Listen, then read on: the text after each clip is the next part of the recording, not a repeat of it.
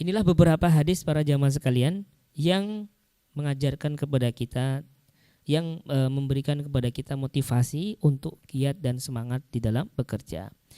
Lalu kemudian kami akan nukilkan atau akan sampaikan beberapa nasihat dari para salaf ya, tentang motivasi bekerja ini. Yang pertama dari Umar bin Khattab radhiyallahu an. Beliau mengatakan, la yaq'udanna ahadukum an talabir rizqi wa huwa yaqul Allahumma rzuqni wa qad alima anna as-samaa'a la tumtiru dhahaban wala fiddatan. Jangan sampai ada di antara kalian yang enak-enak duduk ya, tidak mau kerja. Kemudian dia berdoa, ya Allah berikanlah aku rizki. Ya Allah berikanlah aku rizki. Padahal dia tahu langit itu tidak akan hujan emas dan tidak akan hujan perak. Orang yang seperti itu dicela oleh Umar bin Khattab radhiyallahu anhu. Orang yang nganggur ya. Orang yang nganggur, orang yang tidak bekerja padahal dia itu mampu untuk bekerja. Kemudian dia hanya mengandalkan tawakalnya kepada Allah, Allahumma rzuqni. Ya Allah rizki, ya Allah berikanlah aku uang, berikan aku rizki gitu. Ya, dia menganggap bahwa itu adalah tawakal padahal itu bukan tawakal. Nah, tawakal kepada Allah itu ada dua rukunnya. Yang pertama adalah ikhtiar, yang kedua adalah bersandar kepada Allah, menyandarkan hati, menggantungkan hati kita kepada Allah. Nah, itu baru namanya tawakal. Kalau satu dari dua rukun tawakal ini tidak terpenuhi, maka bukan tawakal. Orang pertama misalnya hanya sibuk ikhtiar, bekerja. Tapi dia lupa hatinya itu disandarkan, dipautkan kepada Allah. Ya, dia lupa berharap rezeki yang halal kepada Allah, bergantung rezeki kepada Allah. Mungkin malah bergantungnya kepada bosnya gitu, atau kepada atasannya, ya, atau kepada pekerjaannya. Nah ini namanya bukan tawakal yang seperti ini. Bahkan itu bisa menodai akidah kita, ya, menodai tauhid kita. Seorang muslim itu bertawakal kepada Allah. Makanya di dalam Al-Quran banyak ayat yang menyebutkan, mengaitkan tawakal itu dengan iman. Wa 'alallahi fatawakkalu in kuntum mu'minin. Dan hendaklah hanya kepada Allah kalian bertawakal jika kalian benar-benar beriman.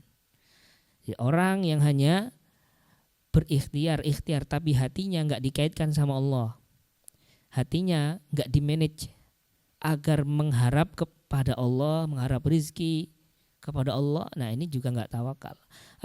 Atau orang yang sebaliknya, dia enggak ikhtiar, enggak kerja, tapi hatinya dikaitkan dengan Allah, minta terus sama Allah rizki. Tapi dia tidak ada ikhtiar, berusaha. Nah ini juga bukan tawakal. Jadi ikhtiar itu penting banget. Bekerja itu penting banget di dalam tawakal. Sampai-sampai para jamaah sekalian, Allah Subhanahu wa taala memerintahkan kepada Maryam untuk berikhtiar, ya, agar dia mendapatkan apa yang dia inginkan, mendapatkan suatu manfaat, walaupun ikhtiarnya itu sebenarnya enggak mungkin, ya. Ikhtiarnya itu sebenarnya enggak mungkin untuk bisa mendapatkan apa yang diharapkan itu. Tapi karena itu yang dia mampu, ya itu yang dia lakukan. Yaitu ketika Maryam hamil tua ingin melahirkan Isa alaihissalam, maka Allah perintahkan, wa huzzi ilaiki bijid'in nakhlah tusaqit alaiki rutaban janiyya. Goncanglah, ya, goncangkanlah pohon kurma itu agar buah-buah kurma yang muda itu jatuh dan kamu bisa makan. Itu akan bermanfaat untukmu dan untuk janinmu. Kalau kita pandang pakai pandangan zahir, ya, wanita yang hamil tua goyang pohon kurma, padahal pohon kurma itu seperti pohon kelapa, ya, besar, ya, berat gitu kan, tinggi gitu, ya, itu hampir mustahil bisa menjatuhkan kurma, apalagi kurmanya muda. Kalau kurmanya bosok mungkin ya. Jadi kurma muda masih lengket ya kan dengan dahan kurma itu. Tapi tusaqit alaiki rutaban janiyya, maka kurma-kurma muda itu akan jatuh. Allah mampu sebenarnya langsung memberikan bypass kurma muda, sudah tinggal siap makan langsung di hadapan di hadapan Maryam. Allah mampu sebenarnya. Tapi Allah ingin Maryam melakukan ikhtiar. Nah, ini pentingnya ikhtiar tuh. Ya. Walaupun itu ikhtiar yang paling lemah itu. Demikian juga Nabi Musa alaihissalam ketika sudah dikejar sama mereka, ketika sedang dikejar sama Fir'aun dan bala tentaranya, mentok sampai Laut Merah. Mau balik nggak mungkin karena itu udah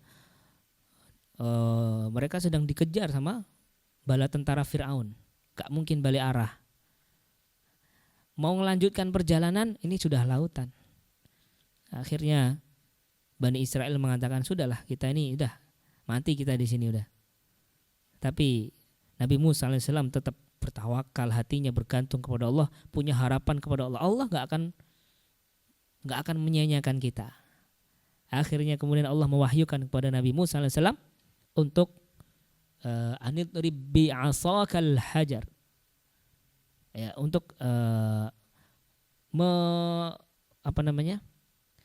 memukulkan tongkatmu kepada lautan ini, niscaya dia akan terbelah kemudian menjadi jalan ya bagi kalian untuk melarikan diri dari kejaran kejaran Fir'aun ya, dan bala tentaranya. Ya, padahal apa kaitannya belah laut dengan tongkat kecil yang dibawa Nabi Musa? Nggak ada kaitannya ya, mustahil. Tapi Allah SWT ingin menanamkan, mengajarkan kepada manusia bahwasanya penting juga bekerja keras, penting juga berikhtiar walaupun itu ya kita lemah, walaupun semampu kita. Apalagi kalau Allah berikan kepada kita kekuatan, Allah bukakan kepada kita jalan-jalan ikhtiar yang yang luas bagi kita untuk mendapatkan apa yang kita inginkan. Nah, itu tentu lebih layak ataupun lebih diperintahkan lagi kita untuk mengupayakannya. Kemudian yang terakhir nih nasihatnya Ali bin Abi Thalib, beliau pernah mengatakan, i'mal lidunyaka ka'annaka ta'ishu abada wa'mal li akhiratika ka'annaka tamutu ghadan. Ini perkataan Ali bin Abi Thalib. Beliau pernah mengatakan, beramallah untuk duniamu seakan-akan kamu akan hidup selamanya di dunia ini. Bekerjalah untuk duniamu seakan-akan kamu akan hidup selamanya di dunia ini. Wa'mal li akhiratika, dan bekerjalah untuk akhiratmu seakan-akan kamu mati besok. Jadi seorang muslim itu menggabungkan seimbang dalam dua ini, imbang dunianya, imbang akhiratnya. Bukan seperti orang yang timpang sebelah, orang yang hanya fokus ke dunia, akhiratnya lupa. Ya, orang-orang kapitalis, orang punya prinsip kapitalis ya, pokoknya dunia ataupun sosialis ya, yang cari pokoknya dunia, keuntungan materi saja yang dia targetkan, yang dia cari. Atau bukan juga seperti orang yang lebih berat kepada akhirat ya, dengan alasan zuhud gitu. Sampai kemudian dia nggak peduli dengan pakaiannya, tidak peduli dengan kebersihan badannya ya, tidak peduli dengan kesehatannya, mengabaikan keluarganya dengan alasan zuhud. Nah, itu sibuk ibadah nggak pernah kerja. Nah, seperti yang disinggung sama Umar bin Khattab tadi. Ya. Ini juga tercela yang seperti itu. Yang satu ekstrem kiri, ini ekstrem kanan. Ya. Islam mengajarkan kepada kita agar seimbang. Ya. Terhadap dunia, imbang juga kepada akhirat. Maka orang muslim itu tengah-tengah. Dia bekerja juga untuk dunia sebatas memenuhi kebutuhan dunianya, ataupun mencari akhirat, itu juga bekerja untuk akhiratnya gitu. Nah, ketika bekerja dunia, kata Ali, seakan-akan kamu hidup selamanya, jadi kita semangat. Kemudian juga bekerjalah juga untuk akhirat, seakan-akan kamu mati besok, jadi semangat. Kerja akhiratnya semangat, kerja dunianya juga jadi semangat. Jadi semangat dunia, semangat juga dalam akhirat, selama itu pekerjaan dunianya halal gitu. Jangan ya. Ini jangan dibalik prinsip ini ya. Ketika bekerja dunia seakan-akan mati besok. Ya. Ini jadinya kebalik sehingga nanti malah bukan semangat yang muncul. Jadi ini memberikan pelajaran kepada kita agar kita memiliki semangat bekerja keras ya, menekuni pekerjaan halal yang telah Allah hamparkan atau telah Allah bukakan untuk kita. Mungkin itu yang bisa kami sampaikan pada kajian pagi hari ini. Kemudian kita akan masuk kepada sesi penutup, yaitu tanya jawab ya. Ada beberapa pertanyaan yang telah masuk kepada kami melalui panitia. Yang pertama, ini pertanyaan yang masuk adalah apa yang dimaksud dengan sedekah subuh ya. Sebenarnya istilah sedekah subuh ini istilah yang baru-baru muncul ya di akhir-akhir ini. Pada umumnya sedekah yang seperti ini dasarnya adalah sabda Nabi SAW tentang dua malaikat yang turun ya setiap pagi hari ya. Ma yusbihu ahadukum illa malakani yanzilani. Tidaklah kalian berjumpa dengan pagi hari. Wa yaqulu Allahumma a'ti munfiqan khalafan. Yang satu mendoakan, ya Allah berikanlah orang yang berinfak bersedekah di pagi hari ini ganti yang lebih baik, yang lebih berkah. Wa yaqulul akhar Allahumma a'ti mumsikan talafan. Malaikat yang lain mengatakan, mendoakan, ya Allah berikanlah orang-orang yang pelit bersedekah ya di pagi hari ini, berikanlah kepada mereka kebangkrutan, kesertan dalam rezekinya gitu. Jadi maksudnya adalah pengamalan terhadap hadis ini ya. Dan tidak dibatasi dengan waktu subuh gitu. Waktu subuh itu adalah waktu awal pagi ya. Kalau di dalam Islam pagi itu dimulai fajar, yaitu tibanya waktu subuh, sampai zawal ya, sampai zuhur. Sampai sebelum tiba waktu zuhur, nah itu masih pagi. Nah sekarang nih masih pagi nih. Jadi orang kalau berinfak di waktu-waktu seperti ini ya, dia akan mendapatkan keutamaan ya berupa doa malaikat tadi gitu. Jadi tidak dibatasi dengan waktu subuh gitu. Baik, kemudian pertanyaan berikutnya, bagaimana dengan pekerjaan yang tidak ada kaitannya dengan akhirat, seperti programmer perusahaan swasta, kameramen TV swasta dan lain-lain, tapi orang yang mengerjakannya berniat gaji untuk nafkah keluarga dan sedekah, apakah tetap dihitung kerja akhirat? Ya, dia bekerja murni pekerjaannya dunia ya. Bukan pekerjaan yang seperti mengajar di pesantren ataupun mengajar agama yang diniatkan gajinya itu atau hasilnya itu untuk menafkahi keluarganya, menjadi sedekah. Bahkan kata Nabi SAW, sedekah yang kita berikan kepada keluarga itu seafdol-afdolnya sedekah. Nah, ini yang sering kita sering lupakan pada diri kita ketika kita sedang memberikan nafkah kepada anak dan istri kita. Nabi SAW mengatakan, dinarun anfaqtahu fi sabilillah, wa dinarun anfaqtahu fi raqabatin, wa dinarun anfaqtahu ala ahlik, a'zamuha ajran dinarun anfaqtahu ala ahlik.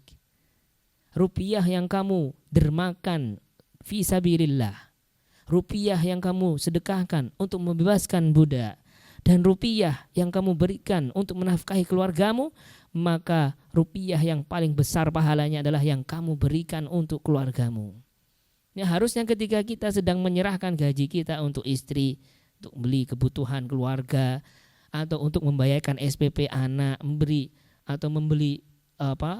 kebutuhan anak-anak kita, ataupun membantu orang tua, seharusnya ketika kita sedang melakukan itu, di dalam diri kita ini hadir, kita sedang melakukan ibadah yang besar ya. Lebih besar perasaan ibadahnya daripada kita sedang membantu anak yatim ataupun fakir miskin, karena memang pahalanya lebih besar gitu. Nah ini ya, jadi pekerjaan kita murni dunia kalau kita niatkan untuk menafkahi keluarga tadi, menjadi ibadah itu pekerjaan itu. Jam kerja kita sehari misalnya ada yang 5 jam, ada yang 6 jam, ada yang 8 jam. Nah selama itu juga kalau niatnya seperti ini, selama 5 jam, 6 jam, 7 jam itu ibadah, itu menjadi ibadah. Tapi kalau kita gak punya niat ini ya, bukan untuk tujuan itu, aneh kerja ya untuk ya mengisi waktu luang aja gitu kan, iseng gitu. Ada orang yang bekerja seperti itu ya, Kerja untuk ya daripada nganggur mendingan kerja gitu.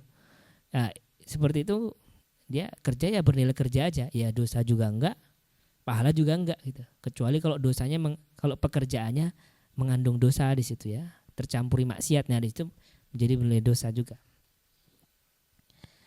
Baik, kemudian juga kerjaan untuk akhirat, boleh juga untuk akhirat, untuk sedekah misalnya, untuk haji, untuk tadi amalan-amalan yang saya contohkan ya, yang saya ceritakan tadi tentang pintu-pintu surga yang atau pintu pahala yang melalui jalur harta ya. Baik, kemudian berikutnya Ustadz izin bertanya, lebih baik sedekah kepada duafa atau saudara sendiri yang ekonominya rendah? Lebih besar pahalanya bersedekah kepada duafa, orang miskin yang ada hubungan kerabat dengan kita. Ya, itu lebih besar karena selain bernilai sedekah itu juga bernilai silaturahim. Ya. Nabi SAW mengatakan al-yadul ulya khairun minal yadis sufla. Tangan di atas lebih baik daripada tangan di bawah. Wabda biman ta'ul. Dahulukanlah dalam berderma, bersedekah itu orang yang menjadi tanggunganmu, yaitu para kerabatmu. Jadi kalau mau bersedekah ya, jadi yang namanya sedekah itu para jamaah, sedekah itu adalah pemberian baik itu uang ataupun harta yang dalam bentuk lain yang diberikan kepada orang miskin. Itu namanya sedekah. Kalau pemberian diberikan kepada orang yang berkecukupan, itu bukan sedekah namanya. Jadi kalau kita mau mendapatkan keutamaan sedekah, berinfak macam-macam tadi, itu ya ketika pemberian kita ini tepat sasarannya itu kepada orang miskin. Kalau pemberian kepada orang yang kaya atau orang yang kecukupan namanya apa? Hadiah namanya gitu. Ya, jadi seperti itu supaya tepat sasaran. Nah, carilah orang-orang miskin yang ada hubungan kerabat dengan kita. Nah, itu yang harusnya didahulukan. Kalau itu sudah terpenuhi, mereka sudah terpenuhi kebutuhannya, kebutuhan pokoknya, baru kemudian kita masih punya kelebihan rezeki, cari yang bukan kerabat, seperti itu. Baik, demikian ini pertanyaan sudah tidak ada lagi yang masuk. Jadi masih ada satu lagi nih masuk. Bagaimana kalau sedekah kepada orang-orang miskin yang tidak sholat? Sedekah kepada orang-orang miskin yang tidak sholat. Nah, ini. Jadi sedekah itu tetap bernilai pahala, baik diberikan kepada orang soleh ataupun yang tidak soleh, ataupun orang muslim maupun yang kafir. Selama sedekah yang kita berikan itu kita tahu tidak akan digunakan untuk sarana berdosa gitu. Maka kita tetap dapat pahala sedekah itu. Tapi kalau bicara lebih utama ya lebih baik diberikan kepada orang-orang yang soleh, orang-orang yang menjaga sholatnya. Di zaman sekarang sholat itu bisa menjadi tolak ukur kesolehan seseorang. Ya bukan hanya zaman sekarang ya para hadirin dan hadirat. Sejak zaman Nabi SAW sholat itu menjadi tolak ukur kualitas agama seseorang. Nabi sampai mengatakan awwalu ma yuhasabu bihil abdu sholatuhu. Yang pertama dihisab, disidang oleh Allah di hari kiamat nanti itu sholatnya. Kalau sholatnya baik maka amalan yang lain baik. Sholatnya buruk maka otomatis yang lain itu buruk. Nah ini. Jadi sholat bisa jadi indikator. Nah, ini jadi sedekah kita utamakan kepada mereka yang rajin ke masjid, sholat jamaahnya di masjid gitu kan. Kita tahu dia orang yang menjaga sholat gitu, daripada orang yang tidak menjaga sholat. Insya Allah amanahnya dia dalam memanfaatkan sedekah itu lebih besar ya. Kita lebih tentram juga ya dengan sedekah yang kita berikan kepada orang yang seperti itu. Baik, alhamdulillah. Mungkin cukup sekian yang bisa kami sampaikan pada kajian hari ini. Kurang lebihnya kami mohon maaf. Wassallallahu ala nabiyyina Muhammadin wa ala alihi wa sahbihi wasallam. Wa akhiru da'wana alhamdulillahi rabbil alamin. Subhanakallahumma bihamdika asyhadu an la ilaha illa anta astaghfiruka wa atubu ilaik. Assalamualaikum warahmatullahi wabarakatuh.